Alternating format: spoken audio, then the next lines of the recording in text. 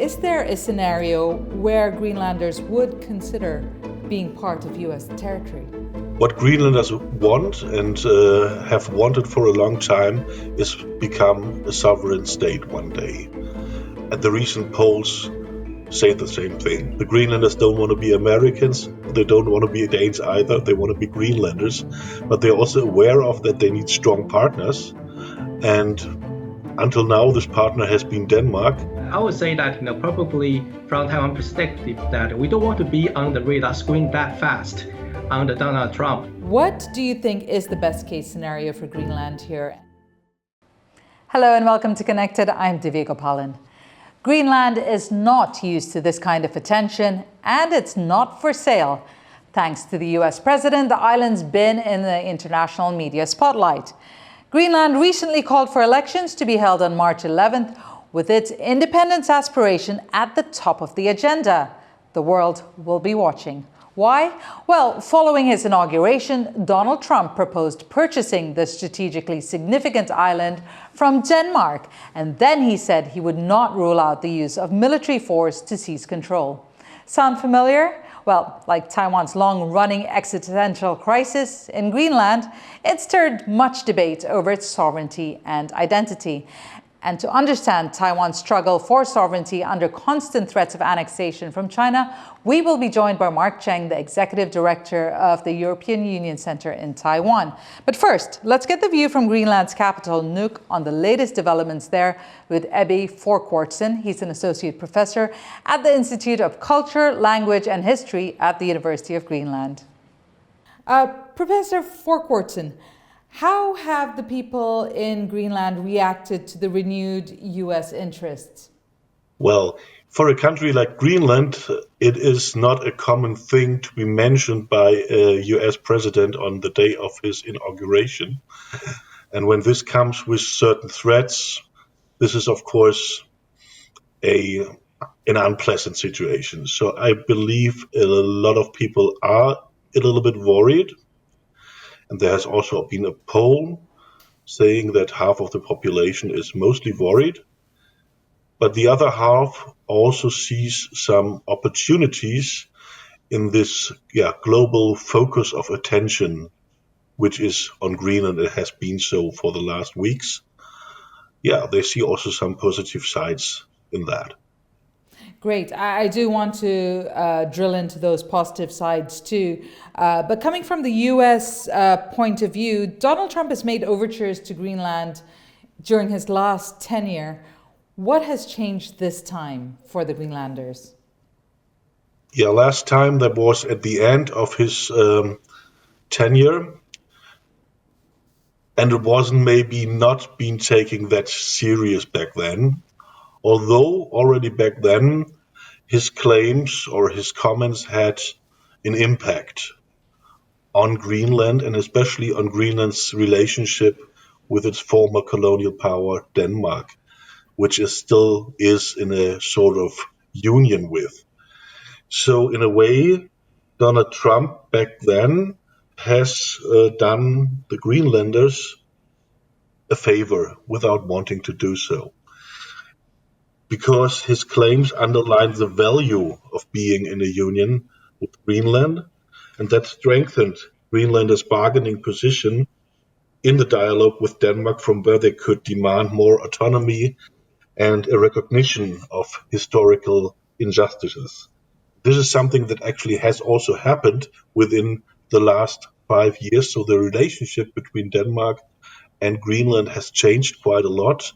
And you could say that Denmark has made concessions to the demands that Greenlanders have had for a very long time. Would you say there is a scenario, and I understand you mentioned this poll, but is there a scenario where Greenlanders would consider being part of US territory?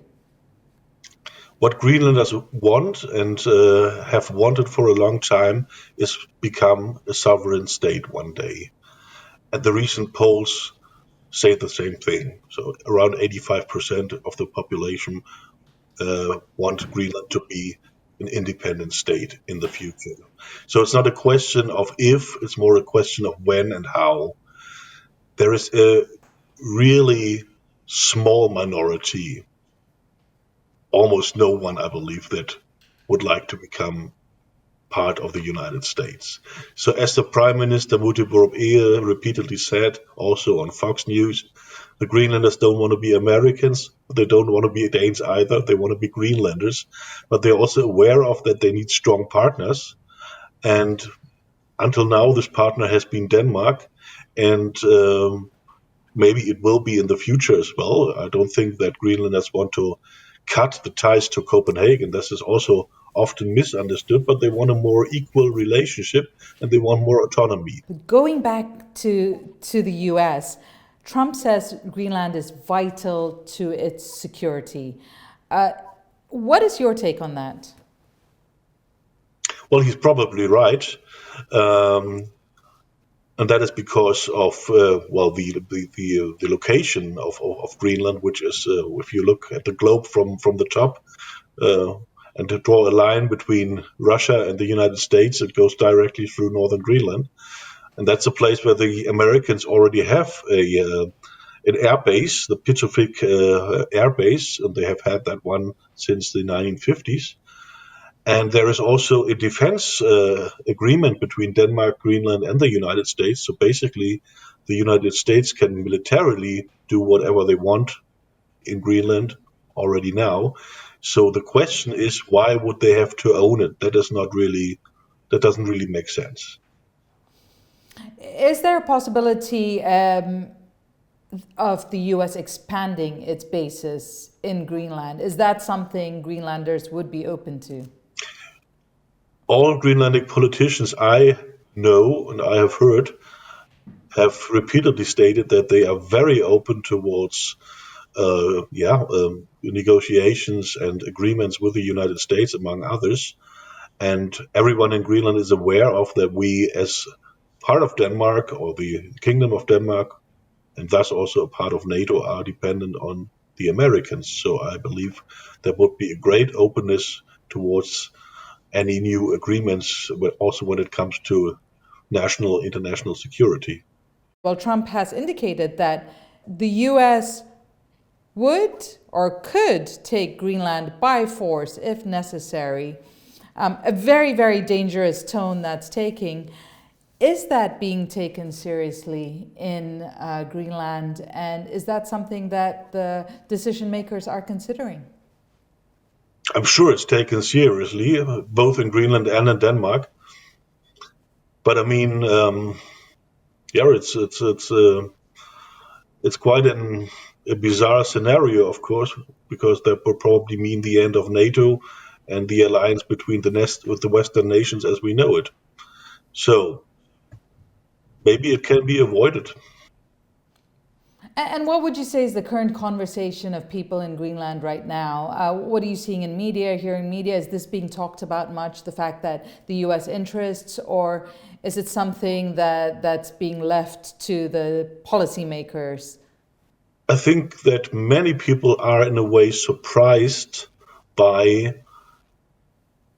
the sudden willingness of Denmark making concessions to Greenlanders in different aspects, and even sort of redefining their national identity from Denmark being a state of Danes, where Danish is spoken, like a homogeneous national state, towards something you almost could call a federation, where you really acknowledge the fact that Denmark proper is in that union together with Greenland and the Faroe Islands, by the way. And that is quite remarkable, how far Denmark stretches itself, because people in Denmark really seem to have understood that there is a possibility that Greenland might become independent or enter a union with another partner. So they now really begin to listen and understand that to change their attitudes towards Greenland and Greenlanders in order to have a good relationship with the former colony in the future. And that is something that people talk a lot about. You mentioned how this sudden attention towards Greenland has given perhaps Greenlanders a little bit more leveraging point in reclaiming their rights or claiming their rights. with Denmark. Can you explain some of the things or some of the positive movements we have seen, the silver lining to this for Greenlanders? Absolutely. So the decades after the Second World War, the 50s, the 60s, and the 70s, were marked by something you might call an assimilation policy.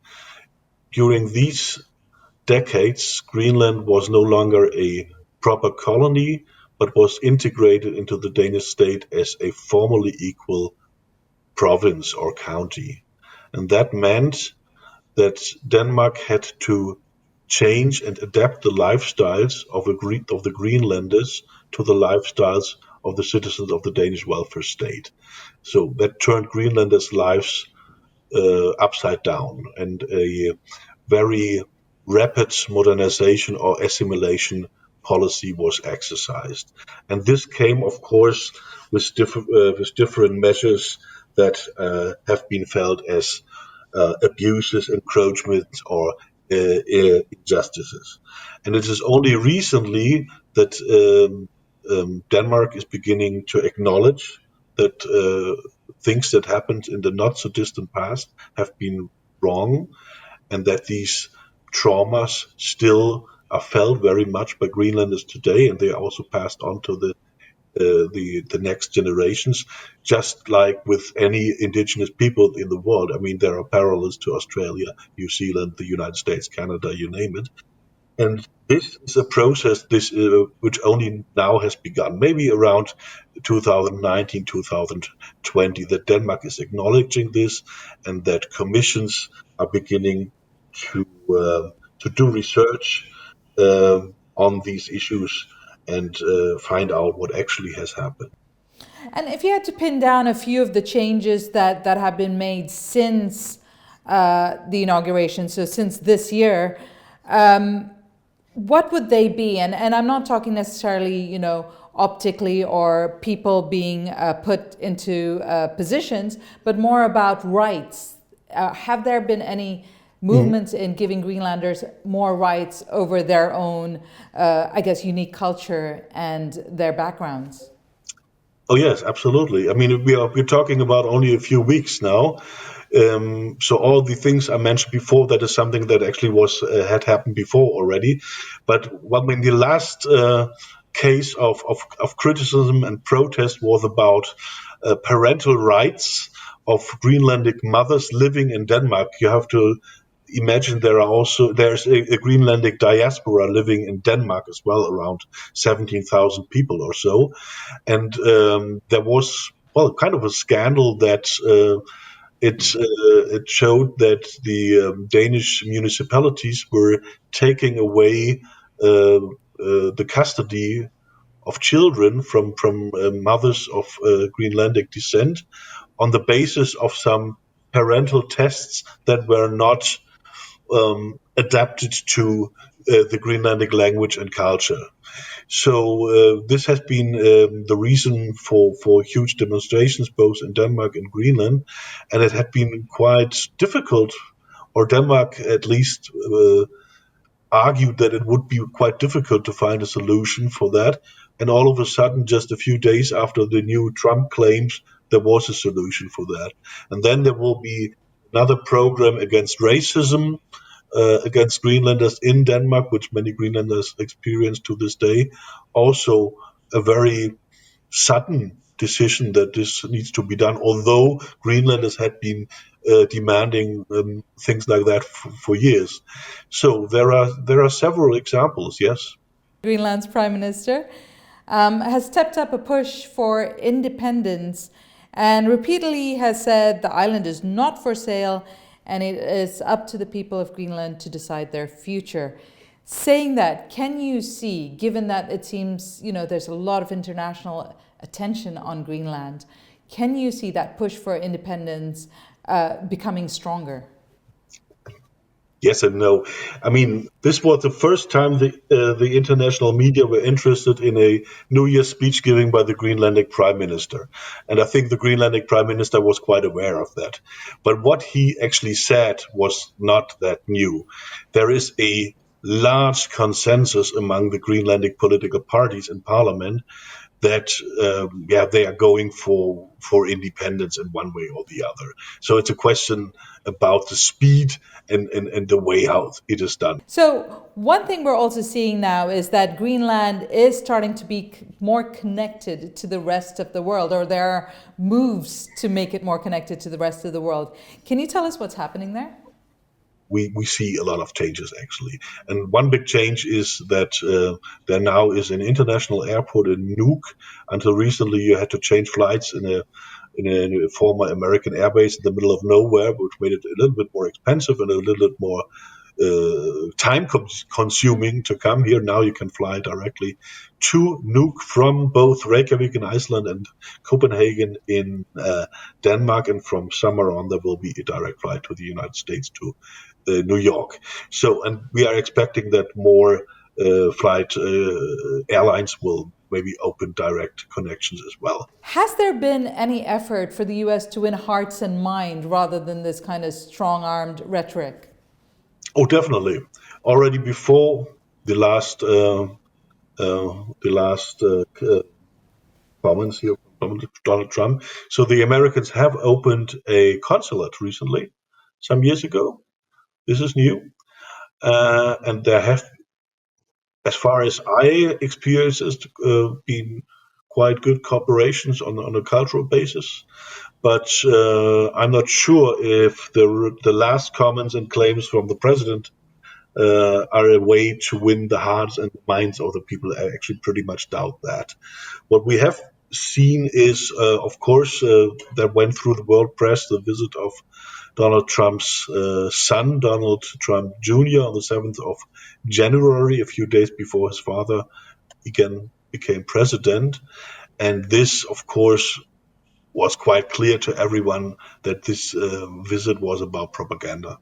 So what he wanted to do, or what he actually did, was filming videos for his social media channels, staged videos, where he wanted to give the impression that Greenlanders actually want to be annexed by the United States, which is definitely not the case. So he paid homeless people and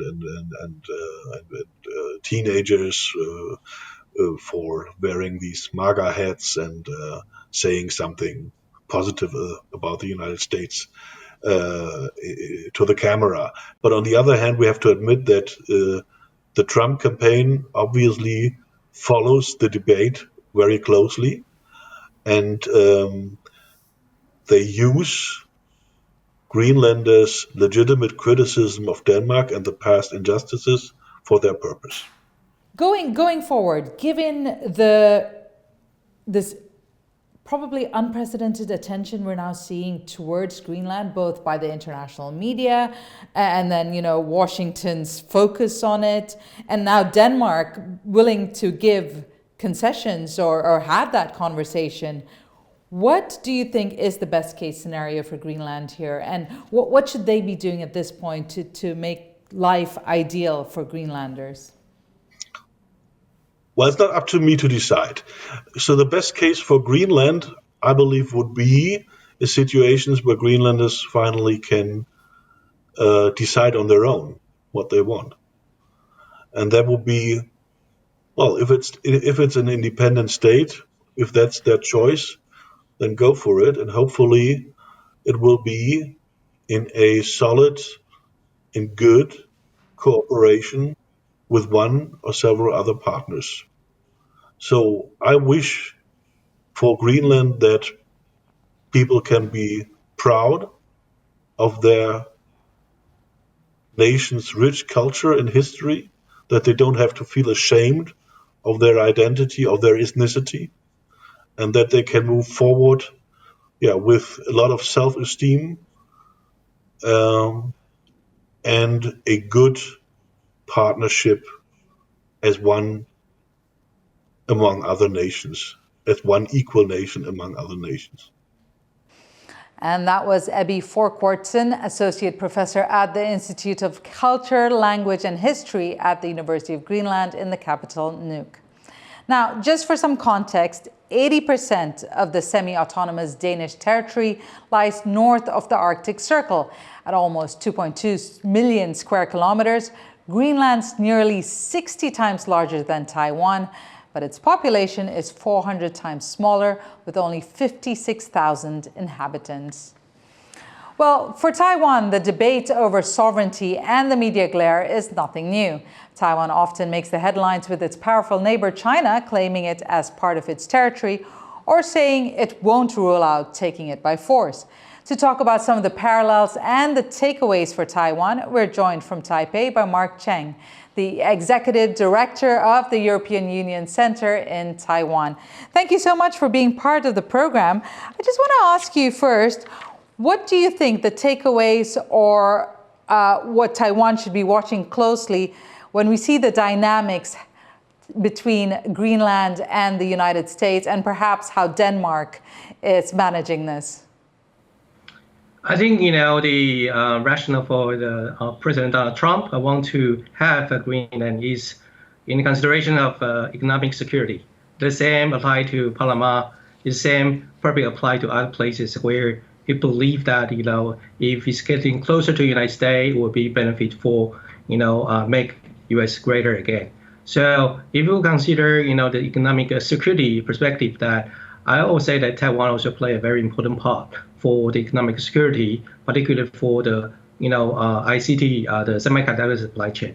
But I'll say these two cases, probably we see some similarity or some same rationale behind that, but these are two different things. But I would say that, probably from Taiwan perspective, that we don't want to be on the radar screen that fast under Donald Trump, President Donald Trump, because once it's been mentioned by him, no matter what will be the reason behind that, sounds like it's not a good idea. I just want to talk about the position of Taiwanese people in Denmark. And Denmark has required Taiwanese to list their nationality as China in official forms. Can you shed some light on that? Yes, it's actually not something new, but it's actually recently been noticed by the local newspapers in Denmark, and also, of course, involved in the Taiwanese citizens, being married to Danish citizen and figure out that, have to put the nationality as China. And of course, the official response from the Danish government is that, yes, actually, several years ago, that they don't have a very, good way to dealing with, Taiwan. So it's actually a different way to put the Taiwan as nationality. But now they unify, everything, not only to Taiwan, but to all the country, all the places which the Danish government didn't recognize as a country, into they only recognizing the nationality that been recognized by the Danish government officially. So it means that since Danish have a one China policy, so they of course put Taiwan into the part of China. So naturally they will put Taiwan citizens as a Chinese as their nationality. I think once we talk about Taiwan abroad, that usually the people will say, "Oh, Taiwan have everything as a country, but not the name." Means that we have a lot of de facto engagements as a country, trade relation, cultural, educations, tourism. There's a lot of things make Taiwan actually connected to the country or to the regions. But once you talk about anything more high politics, but also divided, deprived from this kind of people-to-people exchanges. For example, we talk about visa, we talk about the residence permit, work permit, or even the driving license. They actually need the government to government talk. Then we'll encounter certain difficulty how the counterpart dealing with their one China policy. Right. From the point of view here, a lot of effort has been put, and understandably with relations with the U.S., there's a very special relationship there as Taiwan's biggest ally, and with certain obligations towards Taiwan that Washington has. But do you think that's come at the expense of Taiwan considering other countries or other allies, particularly in Europe, which have often played a backseat to the U.S.? I think, first, when we talk about, Taiwan international participation or presence, that U.S. always come to our mind. But don't forget that, in the international organization, you need other votes. Means that you need other members, vote for Taiwan. So obviously, United States only have one vote, but the European Union have 27 votes and have more European countries. Then, for advocating, the Taiwan participations internationally, that you need friends to actually have a better understanding about Taiwan, then can help Taiwan participate meaningfully, in the international organizations. I think there's a lot of people actually don't know the differences between China and Taiwan. They get confused about, whether we should need a visa to go to Taiwan, but they get a visa from China. So there's a lot of misunderstanding, even though we think that it shouldn't be happen, but it happens. Means that, usually general public don't have that momentum or interest to get any more about this detail. So I think, we don't have to think about it would be the bad things. When the thing happen is actually have a media exposure, then we can actually explain this, through the media, that the people have a better understanding. Then probably it's a kind of opportunity for us that, Denmark, probably will think about, to find a way to justify, distinguish Taiwan from this so-called Chinese nationality issue. Then it could be a good example for others to understand why there's an issue about this nationality argument. Thank you so much. Mark Chang, Executive Director of the European Union Center in Taiwan. Great to speak to you. And for our viewers everywhere, it has been good to have your company. If you've enjoyed today's episode or have anything you'd like to add to the dialogue, join the conversation on our social media. And remember, stay informed, stay engaged, and stay connected.